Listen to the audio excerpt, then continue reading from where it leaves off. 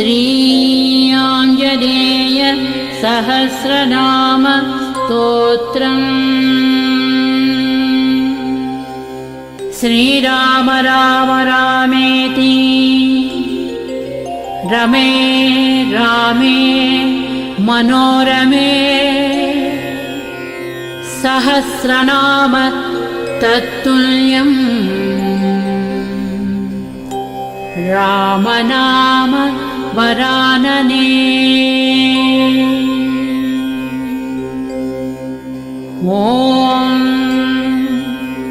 हनुमान् श्रीप्रदो वायुपुत्रो रुद्रो अनघो अजरः अमृत्युर्वीरवीरश्च ग्रामवासो जनाश्रयः। धनदो निर्गुणः शूरो वीरो निधिपतिर्मुनिः। पिङ्गाक्षो वरदो वाग्मी सीताशोक विनाशनः। शिवः सर्वः परो व्यक्तो व्यक्ताव्यक्तो धराधरः। पिङ्गकेश पिङ्गरोमा श्रुतिगम्यः सनातनः। अनादिर्भगवान् देवो विश्वहेतुर्जनाश्रयः। आरोग्यकर्ता विश्वेशो विश्वनाथो हरीश्वरः। भर्गो रामो रामभक्तः कल्याणः प्रकृतिस्थिरः। विश्वम्भरो विश्वमूर्तिः विश्वाकारश्च विश्वपः। विश्वात्मा विश्वासेव्योऽध विश्वो विश्वहरो रविः। विश्वचेष्टो विश्वगम्यो विश्वध्येयः कलाधरः। प्लवङ्गमः कपिश्रेष्ठो ज्येष्ठो विद्यावनेचरः। बालो वृद्धो युवा तत्त्वं तत्त्वगम्यः सुखो ह्यजः। अञ्जनासूनुरव्यग्रो ग्रामशान्तो धराधरः। भूर्भुवस्वर्महर्लोको जनलोकस्तपोव्ययः। सत्यमोङ्कारगम्यश्च प्रणवो व्यापको बलः। शिवो धर्मप्रतिष्ठाता रामेष्टः फल्गुणप्रियः। गोष्पदीकृतवारासिः पूर्णकामो धरापतिः। रक्षोघ्नः पुण्डरीकाक्षः शरणागतवत्सलः। जानकी प्राणदाता च रक्षः प्राणापहारकः। पूर्णसत्त्वः पीतवासाः दिवाकरतमप्रभः। द्रोणहर्ता शक्तिनेता शक्तिराक्षसमारकः। रक्षोघ्नो रामदूतश्च शाकिनी जीवहारकः। बुभुक्तारहता राती गर्भः पर्वतभेदनः। हेतुमा प्रांशुबीजं च विश्वभर्ता जगद्गुरुः। जगत्राता जगन्नाथो जगदीशो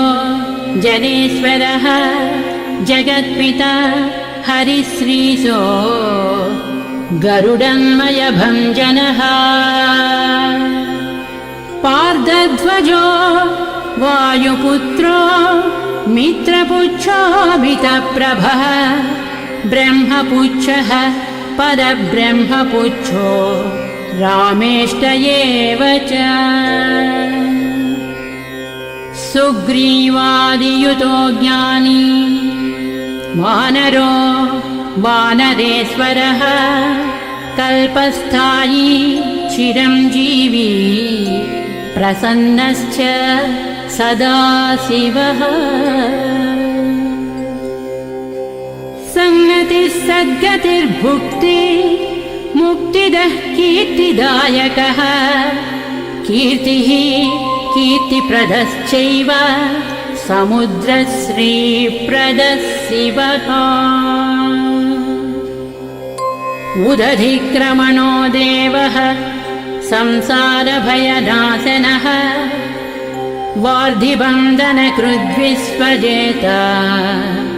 विश्वप्रतिष्ठितः लङ्कारिः कालपुरुषो लङ्केशे गृहभञ्जनः भूतावासो वासुदेवो वसुस्त्रिभुवनेश्वरः श्रीरामदूतः कृष्णश्च लङ्काप्रासादभञ्जनः कृष्णः कृष्णस्तुतः शान्तः शान्तिदो विश्वपावनः श्रीरामदूतः कृष्णश्च लङ्काप्रासादभञ्जनः कृष्णः कृष्णस्तुतः शान्तः शान्तिदो विश्वपावनः विश्वभोक्ता च वारिघ्नो ब्रह्मचारी जितेन्द्रियः ऊर्ध्वगोलाङ्गुलीमाली लाङ्गूलहतराक्षसः समीरतनुजो वीरो वीरमारो जयप्रदः जगन्मङ्गलदः पुण्यः पुण्यश्रवणकीर्तनः पुण्यकीर्तिः पुण्यगतिः जगत्पावनपावनः देवेशो जितरोधश्च रामभक्तिविधायकः ध्याता ध्येयो सभसाक्षी चेतश्चैतन्यविग्रहः ज्ञानदः प्राणदः प्राणो जगत्प्राणः समीरणः विभीषणप्रियः शूरः पिप्पलाश्रयसिद्धिरः सुहृत्सिद्धाश्रयः कालः कालभक्षकभर्जितः लङ्केशनिधनस्थायी लङ्कादाहक ईश्वरः चन्द्रसूर्याग्निनेत्रश्च कालाग्निः प्रलयान्तकः कपिलः कपीशः पुण्यराशिर्द्वादशराशिगः सर्वाश्रयो प्रमेयात्मा रेवत्यादिनिवारकः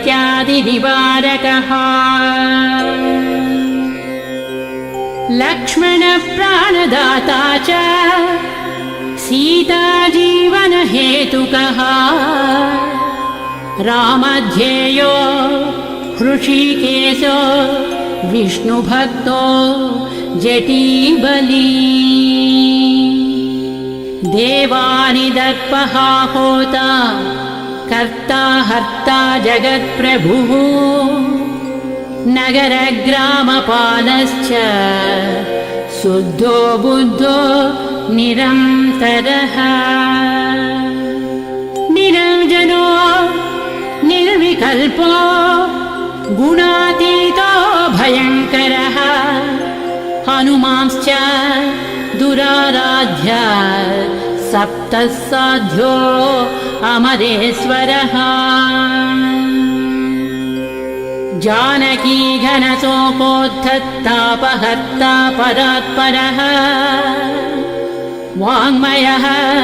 सदसद्रूपकारणं प्रकृतेः परः भाग्यदो निर्मलो नेता पुच्छलङ्काविदाहकः पुच्छबद्धो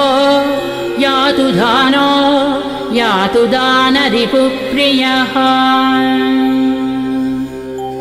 छायापहारी भूतेशो लोकेशः सद्गतिप्रदः प्लवङ्गमेश्वरः क्रोधः क्रोधसंरक्तलोचनः क्रोधहर्ता तापहर्ता भक्ता भयवरप्रदः भक्तानुकम्पी विश्वेशः पुरुहूतः पुरन्दरः अग्निर्विभावसुर्भास्वान् यमो निर्वृतिरेव च वरुणो वायुगतिमान् वायुः कौबेरयीश्वरः रविश्चन्द्रः कुजः सौम्यो गुरुः काव्यः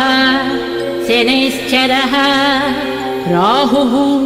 केतुः मरुधोता धाता हर्ता समीरकः मशकीकृतदेवारिः दैत्यारिर्मधुसूदनः कामः कपिः कामपालः कपिलो विश्वजीवनः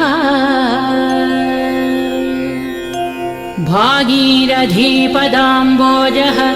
सेतुबन्धविशारदः स्वाहा स्वधा हविः कव्यं हव्यकव्यप्रकाशकः स्वप्रकाशो महावीरो लघुश्चामितविक्रमः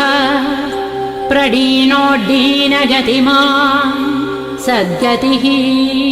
पुरुषोत्तमः जगदात्मा जगद्योनिः जगदन्तो ह्यनन्तकः विपाप्मा निष्कलङ्कश्च महदहं कृतिः खं वायुः पृथिवी आपो वह्निर्दिक्कालयेव च क्षेत्रज्ञः क्षेत्रपालश्च पल्वलीकृतसागरः हिरण्मयः पुराणश्च खेचरो भूचरो मनुः हिरण्यगर्भः सूत्रात्मा राजराजो विशाम्पतिः वेदान्तवेद्योद्गीधश्च वेदवेदाङ्गपारगः प्रतिग्रामस्थितः सद्यस्फूर्तिदाता गुणाकरः नक्षत्रमाली भूतात्मा सुरभिः कल्पपादपः चिन्तामणिः गुणनिधिः प्रजापतिरनुत्तमः पुण्यश्लोकः पुरारातिः ज्योतिष्मान् शार्भरीपतिः किलिकिल्यारवत्रस्तभूतप्रेतपिशाचकः ऋणत्रयहरः सूक्ष्मस्थूलः सर्वगतः पुमान् अपस्मारहरः स्मर्ता श्रुतिर्गाधा स्मृतिर्मनुः स्वर्गद्वारः प्रजाद्वारो मोक्षद्वारः कपीश्वरः नादरूपः परब्रह्म ब्रह्म ब्रह्मा पुरातनः एकोनैको जन्मशुक्लः स्वयं ज्योतिरनाकुलः ज्योतिर्ज्योतिरनादिश्च सात्विको राजसत्तमः तमोहर्ता निरालम्बो निराकारो गुणाकरः गुणाश्रयो गुणमयो बृहत्कायो बृहदृशः बृहद्दनुर्बृहत्पादो बृहन्मूर्धा बृहत्सपः बृहत्कर्णो बृहन्नासो बृहन्नेत्रो बृहद्गळः बृहद्यत्नो बृहच्चेष्टो बृहत्पुच्छो बृहत्करः बृहद्गतिर्बृहत्सेव्यो बृहल्लोकफलप्रदः बृहच्छक्तिर्बृहद्वाञ्छफलदो बृहदीश्वरः बृहल्लोकनुतो द्रष्टा विद्यादाता जगद्गुरुः देवाचार्य सत्यवादी ब्रह्मवादी कलाधरः सप्तपातालगामी च मलयाचलसंश्रयः उत्तरास्यास्थितः श्रीदो दिव्यौषधवशः खगः शाखामृगः कपीन्द्रश्च पुराणश्रुतिसञ्चरः चतुरो ब्राह्मणो योगी योगगम्यः परात्परः अनादिनिधनो व्यासो वैकुण्ठः पृथिवीपतिः पराजितो जितारातिः सदानन्दश्च ईशिता गोपालो गोपतिर्गोप्ता कलिः कालः परात्परः मनोवेगी सदा योगी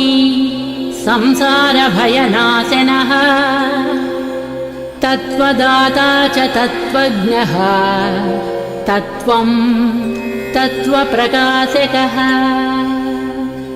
शुद्धो बद्धो नित्यमुक्तो युक्ताकारो जयप्रदः प्रलयोमितमायाश्च मायातीतो विमत्सरः मायानिर्जितदक्षश्च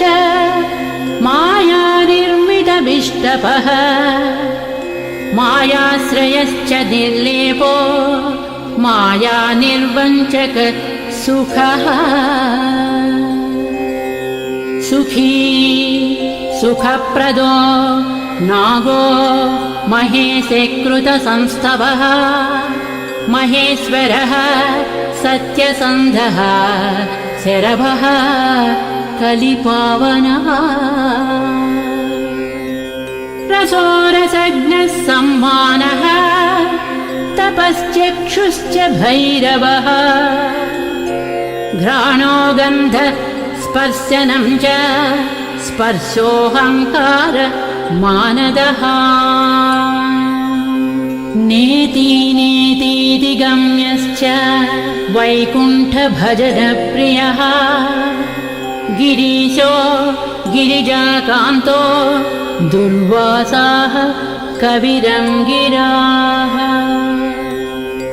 भृगुर्वसिष्ठः च्यवनस्तुम्बुरुर्नारदो मलः विश्वक्षेत्रं विश्वबीजं विश्वनेत्रश्च विश्वपः याजको याजमानश्च पावकः पितरस्तथा श्रद्धा बुद्धिः क्षमा तेन्द्रा मन्त्रो मन्त्रयुतस्वरः राजेन्द्रो भूपतिः कण्ठमाली संसारसारथिः नित्यः सम्पूर्णकामश्च भक्तकामधुगुत्तमः गणपः कीशपो भ्राता पिता माता च मारुतिः सहस्रशीर्ष पुरुषः सहस्राक्ष सहस्रपात् कामाजित् कामदहनः कामः काम्यफलप्रदः मुद्राहारी च रक्षोघ्नः क्षितिभारहरो बलः न कदंष्ट्रायुधो विष्णुभक्तो भयवरप्रदः दर्पः दर्पदो दृप्ता शतमूर्तिः अमूर्तिमान् महानिधिर्महाभागो महाभोगो महाददः महाकारो महायोगी महातेज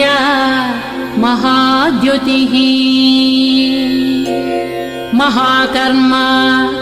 महानादो महामन्त्रो महामतिः महाशयो महोदारो महादेवात्मको विभुः रुद्रकर्म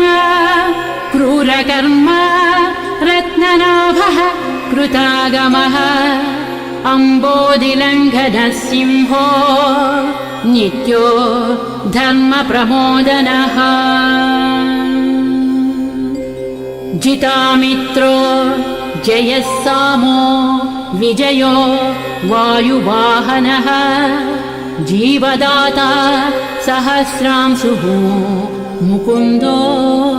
भूरिदक्षिणः सिद्धार्थः सिद्धिदः सिद्धसङ्कल्पसिद्धिहेतुकः सप्तपातालभरणः सप्तर्षिगणवन्दितः सप्ताब्दिलङ्घनो वीरः सप्तद्वीपोरुमण्डलः सप्ताङ्गराज्यसुखदः सप्तमातृनिषेवितः सप्तलोकैकवकुटः सप्तहोता स्वराश्रयः सप्तच्छन्दोनिधिः सप्तच्छन्द सप्तजनाशयः सप्तसामोपगीतश्च सप्तपातालसंश्रयः मेधावी कीर्तिदः शोकहारी दौर्भाग्यनाशनः सर्ववश्यकरो भर्गो दोषघ्नः पुत्रपौत्रदः प्रतिवादी मुखस्तम्भो दुष्टचित्तप्रसादनः पराभिचारशमनो दुःखघ्नो बन्धमोक्षदः नवद्वारपुराधारो नवद्वारनिकेतनः नरनारायणस्तुत्यो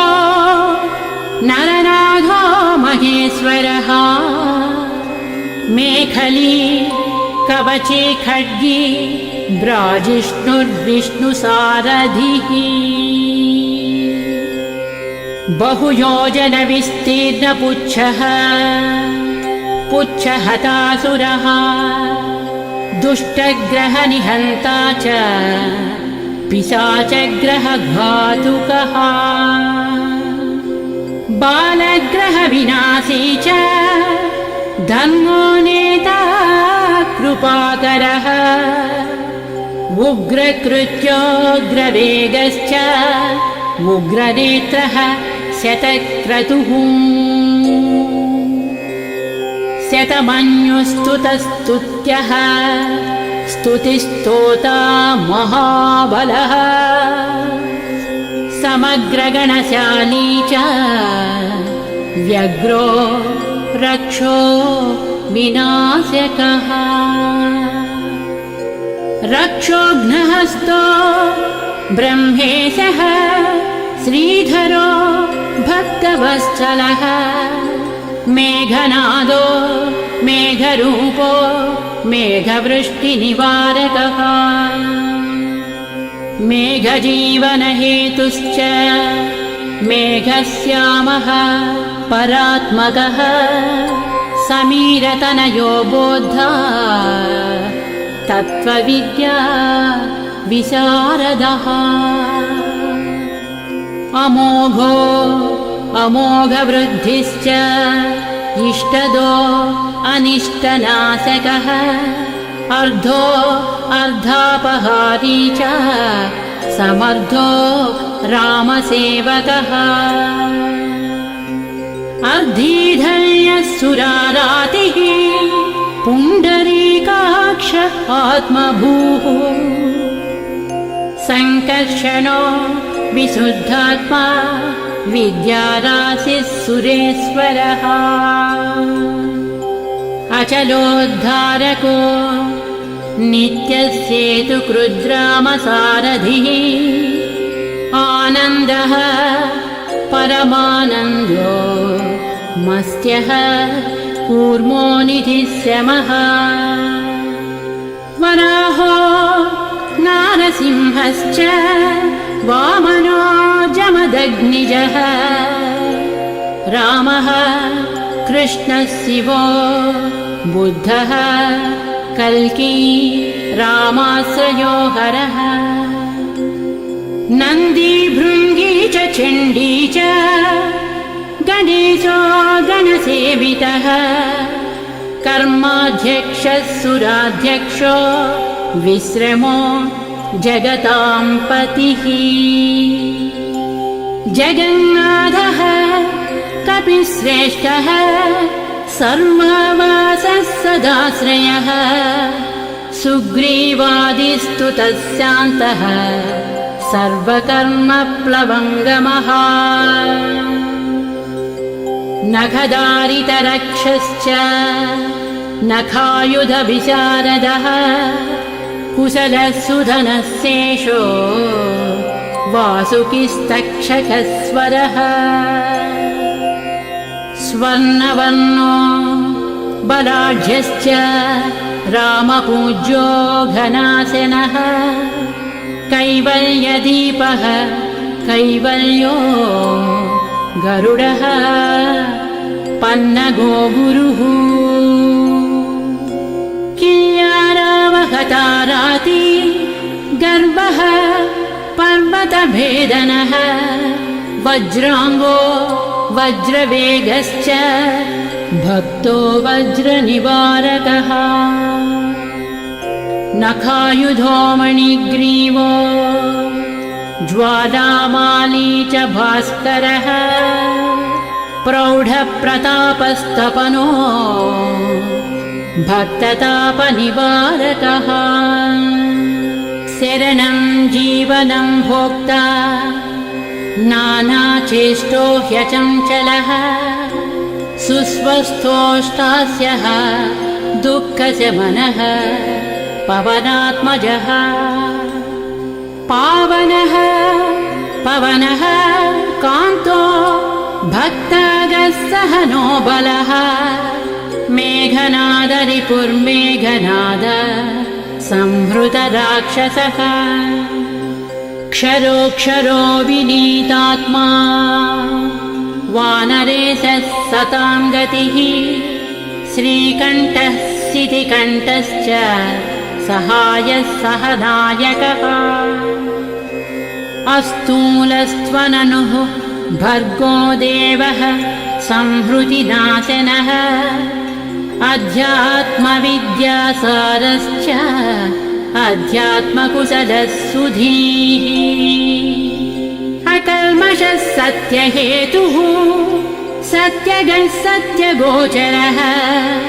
सत्यगर्भः सत्यरूपः सत्यं सत्यपराक्रमः अंजनाप्राणलिङ्गश्च वायुवंशोद्भवः सुधीः भद्ररूपो रुद्ररूपः सुरूपश्चित्ररूपधृत् मैनाकवन्दितः सूक्ष्मदर्शनो विजयोजयः क्रान्तदिग्मण्डलो रुद्रः प्रकटीकृत विक्रमः कम्बुकण्ठः प्रसन्नात्मा ह्रस्वनासो वृकोदरः लम्बोष्ठः कुण्डली चित्रवाली योगविदाम्बरः विपश्चित्कविरानन्दविग्रहो अनन्यशासनः फल्गुनीसूनुरव्यग्रो योगात्मा योगतत्परः योगवेद्यो योगरक्तो योगयोनिर्दिगम्बरः अकारादिक्षकारान्त वर्णनिर्मित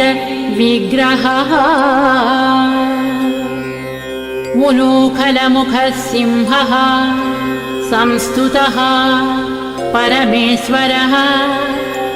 श्लिष्टजङ्घः श्लिष्टजानुः श्लिष्टपाणिः शिखाधरः सुशर्मामितशर्मा च नारायणपरायणः जिष्णुर्भविष्णुरोचिष्णुर्ग्रसिष्णुस्थाणुरेव च हरिरुद्रानुकृद्वृक्षकम्पनो भूमिकम्पनः गुणप्रवाहसूत्रात्मा वीतरागस्तुतिप्रियः नागकन्याभयध्वंसी रुक्मवर्णः कपालभृत् अनाकुलो भवोपायोऽनपायो वेदपारगः अक्षरः पुरुषो लोकनाथो रक्षः प्रभुर्दृढः अष्टाङ्गयोगफलभुक् सत्यसन्धः पुरुष्ठुतः श्मशानस्थाननिलयः प्रेतविद्रावणक्षमः पञ्चाक्षरपरः पञ्चमातृको रञ्जनध्वजः योगिनी बृन्दवन्द्यश्च शत्रुघ्नो अनन्तविक्रमः ब्रह्मचारी इन्द्रियरिपुः धृतदण्डो दशात्मकः अप्रपञ्चः सदाचारः शूरसेनविदारकः वृद्धप्रमोदश्चानन्दः सप्तजिह्वापतिर्धरः नवद्वारपुराधारः प्रत्यग्रसामगायकः षट्चक्रधामा स्वर्लोको भयहृन्मानदो मदः सर्ववश्यकरः शक्तिर्नेता च अनन्तमङ्गलः अष्टमूर्तिधरो नेता विरूपस्वरसुन्दरः धूमकेतुर्महाकेतुः सत्यकेतुर्महारथः नन्दिप्रियः स्वतन्त्रश्च मेखली समरप्रियः लोहाङ्गः सर्वविद्धन्वी षट्कलः सर्व ईश्वरः फलभुक्कल्पहस्तश्च सर्वकर्मफलप्रदः धर्माध्यक्षो धर्मफलो धर्मो धर्मप्रदोद्धतः पञ्चविंशतितत्त्वज्ञस्तारकब्रह्मतत्परः त्रिमार्गवसतिर्भीमः सर्वदुःखनिबर्हणः ऊर्जस्वान् निर्गलशूली माली गर्भो निशाचरः रक्ताम्बरधरो रक्तो रक्तमाला विभूषणः वनमाली शुभाङ्गश्च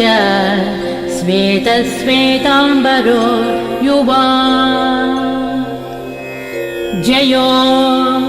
जयपरिवारः सहस्रवदनः कविः शाकिनी डाकिनी यक्षदक्षो भूतौघभञ्जनः सद्यो जातः कामगतिः ज्ञानमूर्तिर्यशस्करः शम्भुतेजाः सार्वभौमो विष्णुभक्तः प्लवङ्गमः चतुर्नवतिमन्त्रज्ञः पौलस्त्य बलदर्पः सर्वलक्ष्मीप्रदः श्रीमान् अङ्गदप्रियः ईडितः स्मृतिर्बीजं सुरेशानः संसारभयनाशनः उत्तमः श्रीपरिवारः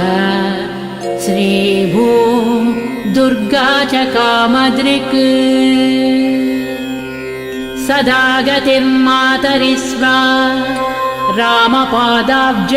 षट्पदः नीलप्रियो नीलवर्णो नीलवर्णप्रियः सुहृत् रामदूतो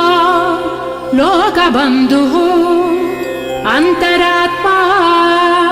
मनोरमः श्रीरामध्यानकृद्वीरः सदा किं पुरुषस्तुतः रामकार्यान्तरङ्गश्च शुद्धिर्गतिरनामयः पुण्यश्लोकः परानन्दः परेशः प्रियसारथिः लोकस्वामी मुक्तिदाता सर्वकारणकारणः महाबलो महावीरः पारावारगतिर्गुरुः समस्तलोकसाक्षी च समस्तसुरवन्दितः सीता समेत श्रीरामपाद सेवा दुरन्धरः समस्तलोकसाक्षी च समस्तसुरवन्दितः सीता समेत श्रीरामपाद सेवा दुरन्धरः श्री आञ्जनेय सहस्रनामस्तोत्रम्